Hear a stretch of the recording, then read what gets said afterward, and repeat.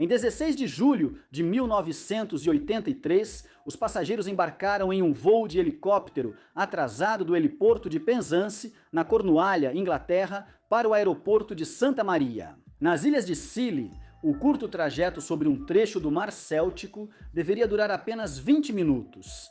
Era um voo perfeitamente rotineiro que milhares de pessoas faziam todos os anos. Mas, nesta ocasião em particular, ele terminaria de forma prematura.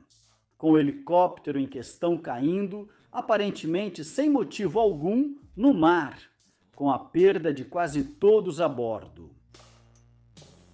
As ilhas de Scilly são um conjunto de pequenas ilhas ao largo da costa da Inglaterra, aproximadamente 45 quilômetros ou 28 milhas do continente.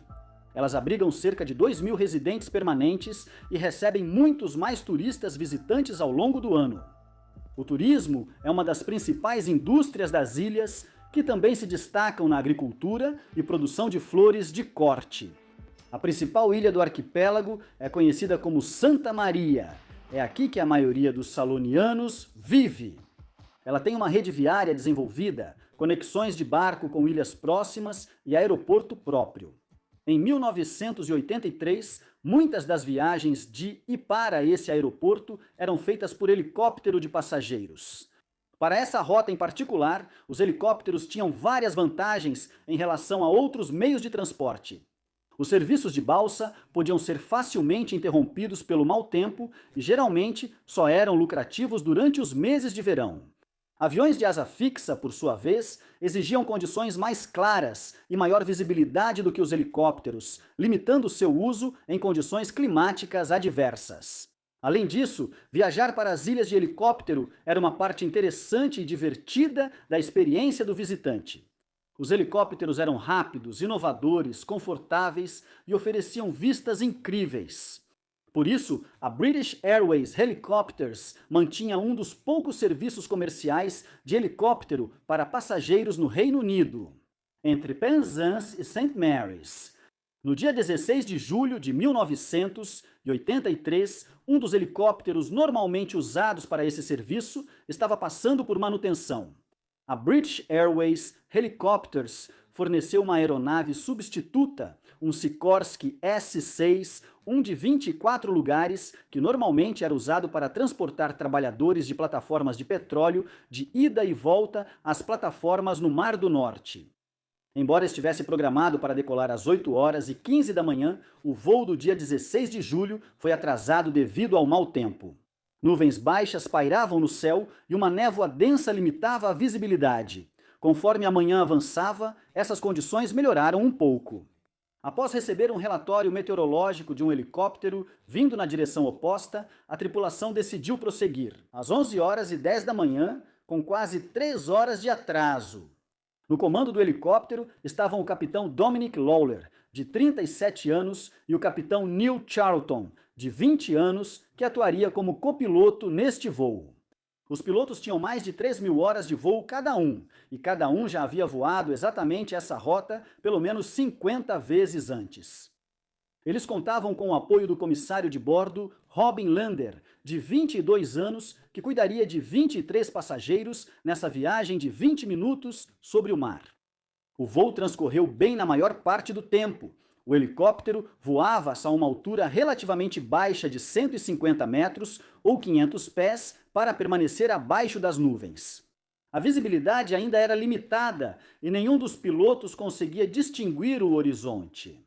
No entanto, eles tinham certeza de que conseguiam enxergar pelo menos 900 metros ou cerca de 3.000 pés à frente.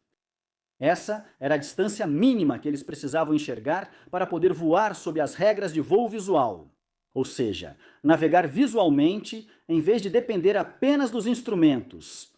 À medida que o helicóptero se aproximava do destino, os pilotos desceram até a altitude mínima, segura de 76 metros ou 250 pés.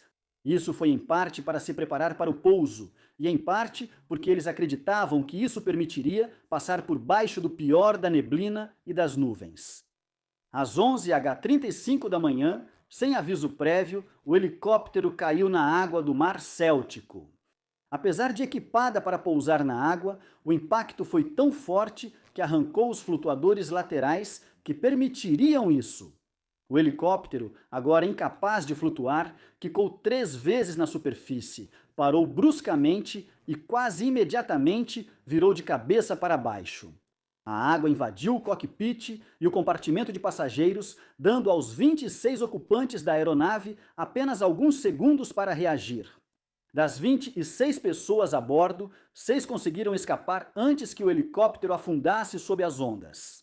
Ambos os pilotos conseguiram sair, junto com 2 crianças e 2 adultos. Os 20 passageiros restantes não conseguiram sair da aeronave e não sobreviveram. Mesmo para aqueles poucos que conseguiram sair, a sobrevivência não era uma certeza. Eles se viram isolados em um mar agitado, sem coletes salva-vidas ou dispositivos de flutuação para manter suas cabeças acima da água. Os 2 pilotos ajudaram a reunir os sobreviventes e a recuperar malas que flutuaram para fora do helicóptero, afundando. Apoiando-se uns aos outros e usando as malas como auxílio de flutuação, os 6 sobreviventes conseguiram ficar juntos e se manter à tona. Quando o controle de tráfego aéreo notou a falta de resposta do helicóptero, iniciou uma operação de busca e resgate. No entanto, o primeiro helicóptero de resgate a chegar ao local passou diretamente sobre o grupo de sobreviventes, sem conseguir vê-los na neblina. Somente após quase 1 hora, um bote salva-vidas chegou ao local. Depois de navegar pelo nevoeiro, guiado pelo cheiro de combustível de aviação derramado, os sobreviventes foram resgatados e levados para St. Mary's. Mergulhadores foram enviados para procurar outros passageiros, mas nenhum outro sobrevivente foi encontrado.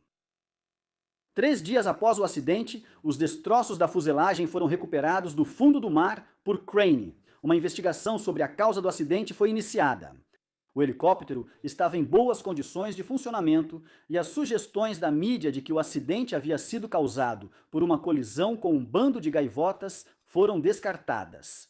O acidente, ao que parecia, não havia sido causado por uma falha mecânica. Em vez disso, por meio de uma investigação minuciosa, foi determinado que o erro do piloto causou o acidente. Quando os pilotos desceram para 76 metros ou 250 pés, eles verificaram seus instrumentos para garantir que estavam na altura correta. Depois, eles continuaram voando visualmente.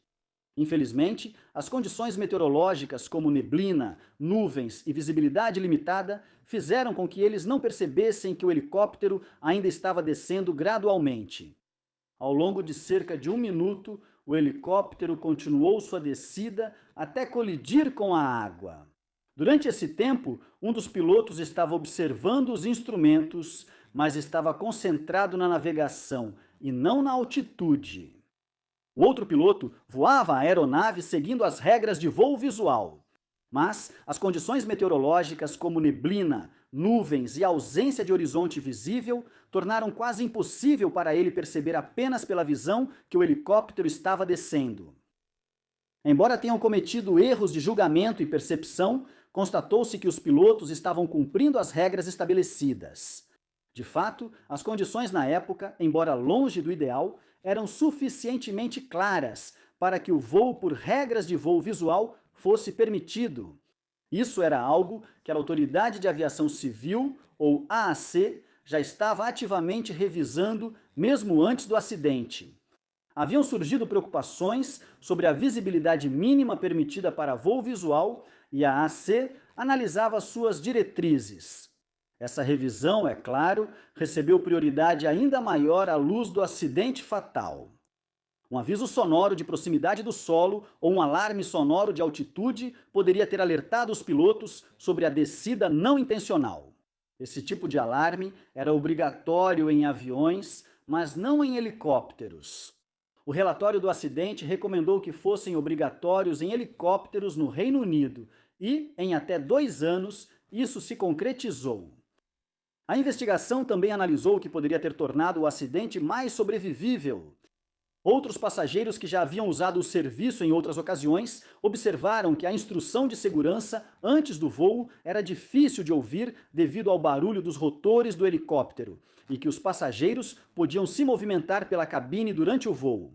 Essas preocupações foram abordadas e, além disso, o ancoramento dos assentos a bordo dos helicópteros Sikorsky foi reforçado e os pilotos de helicóptero passaram a ser equipados com coletes salva-vidas vestíveis com balizas localizadoras automáticas para voos sobre a água. O serviço de helicóptero, uma linha de vida vital para o povo das ilhas Scilly, continuou a operar por muitos anos. Ele foi interrompido entre os anos de 2012 e 2020, mas retomado devido à demanda popular. Todos os anos, milhares de pessoas, tanto moradores das ilhas quanto visitantes, usam o serviço de helicóptero para ir e voltar de seus destinos.